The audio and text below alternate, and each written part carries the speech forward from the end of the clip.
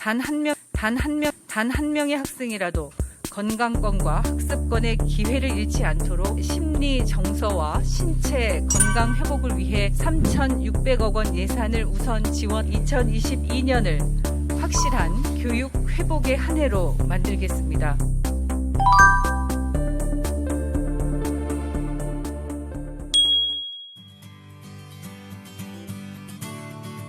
코로나19 극복을 위한 학생 건강회복 지원 방안을 발표하시겠습니다. 존경하는 국민 여러분, 이틀 뒤인 1월 20일은 국내에서 코로나 첫 확진 환자가 나온 지 2년이 되는 날입니다.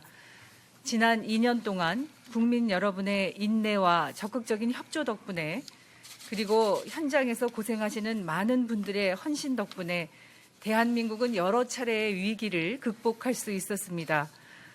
정부를 믿고 함께 해주시는 국민 여러분께 진심으로 감사드립니다. 코로나 대응 3년 차가 되는 2022년, 우리 정부는 코로나 상황을 완전히 극복하고 대한민국의 일상이 회복되도록 총력을 다하겠습니다.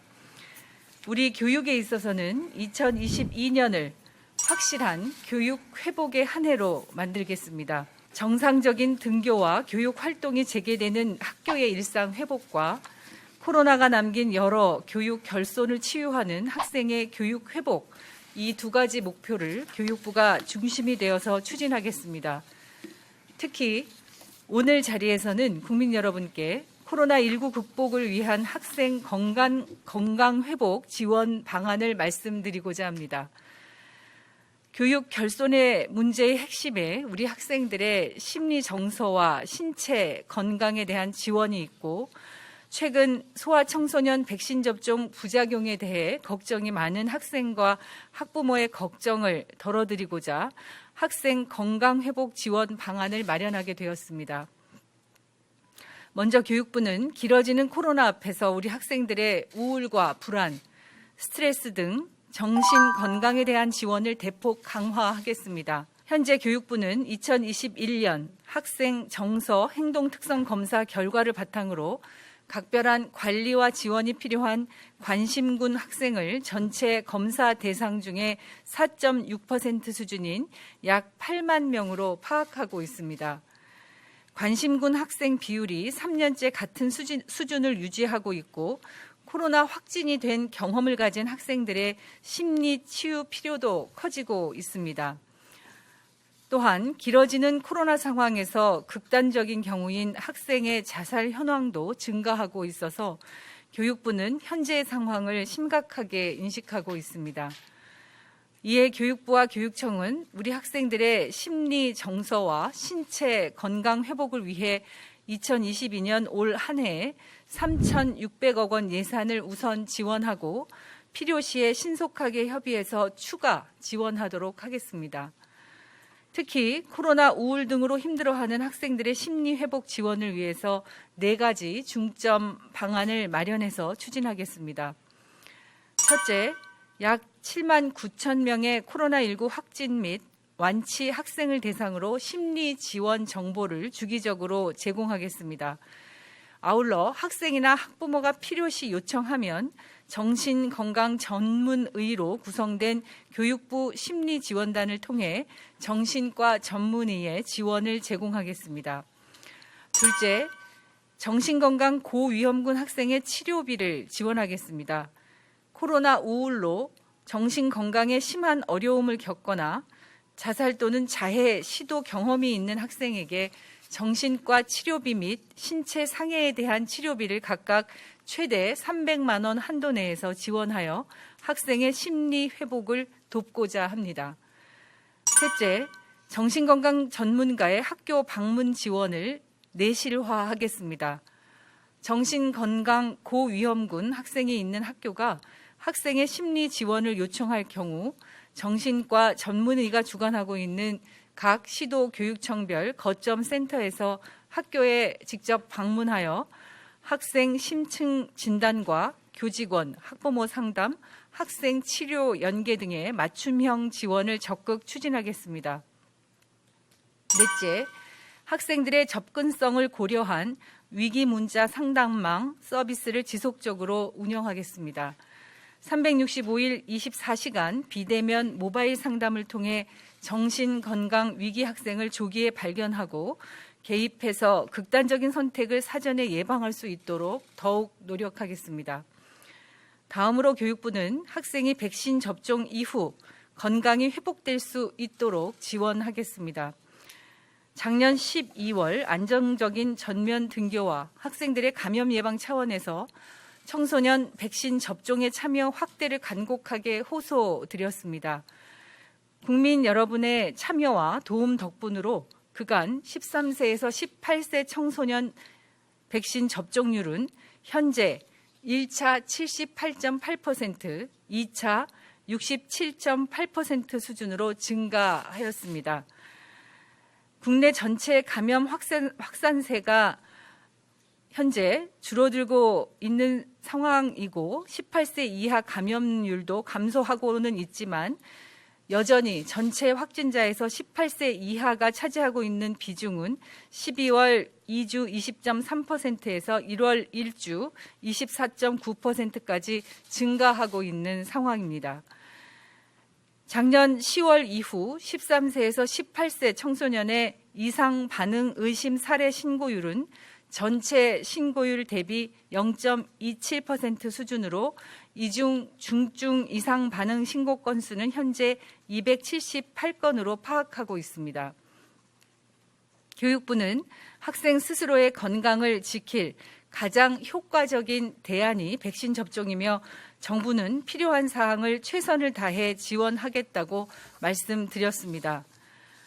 정부는 국민 여러분께서 가지실 수 있는 백신 접종에 대한 기피나 불안감을 해소하고자 현재 예방접종 피해 국가보상 제도를 운영하고 있습니다. 1차적인 보상은 질병청의 국가보상 절차를 거쳐야 하지만 학생들의 건강권과 학습권을 두텁게 보호하는 차원에서 국가보상에서 제외되는 경우에도 일정 기준에 부합하면 보완적 차원에서 의료비를 지원하고자 백신 접종 이상 반응 건강회복 지원 방안을 마련하였습니다. 지원 대상은 백신 접종 당시 만 18세 이하 청소년으로 접종 이후 90일 내에 발생한 중증 이상 반응으로 인해 국가 보상을 신청했지만 지급 불가 통보를 받은 사람으로 해당 학생 또는 학부모가 교육부 장관이 지정한 위탁 기관으로 의료비 지원 신청서를 제출하면 지급 제외 항목을 확인한 후 의료비를 지원하는 절차로 진행하게 됩니다. 지원 금액은 개인별 총액 500만 원 한도이며 교육급여 수여 대상자 중에 의료비 청구액이 500만 원을 초과하는 경우에는 500만 원 한도 내에서 추가로 지원하고자 합니다. 사업 기간은 최장 120일 이내인 국가보상제도의 심의 기간을 고려해서 2022년 2월부터 2023년 5월 말까지 운영하되 추후 코로나19 확산 및 의료비 지원 요청 상황 등을 살펴보면서 연장 여부를 검토하겠습니다. 코로나19의 장기화로 어려움을 겪고 있는 학생들의 학습 결손의 회복뿐만 아니라 정신 건강에 어려움을 겪고 있는 학생들의 심리 정서와 신체 건강의 회복은 국가가 반드시 책임져야 합니다. 교육부는 방역 당국 그리고 관계 부처와 적극적으로 협력해서 지원 방안을 조속히 시행해서 단 한 명의 학생이라도 건강권과 학습권의 기회를 잃지 않도록 최선을 다하겠습니다. 고맙습니다. 안녕하십니까. 학생지원국장 유혜숙입니다. 답변 드리겠습니다. 정신건강 300만 원, 백신 접종 이상 반응 500만 원. 백신 이상 반응 500만 원에 대해서 저희도 고심을 좀 했습니다마는 저희 제한된 자료이지만 지금 질병청이 중증 이상 반응에 대해서 치료비를 지원한 사례들을 모아보니까 그 치료비 평균이 500만 원이었습니다. 그래서 우리도 이 정도 하면 적절하겠다 해서 500만 원 정도로 했고요. 교육급여 대상자는 이제 1,000만 원까지 받을 수 있게 이렇게 늘린 거고요.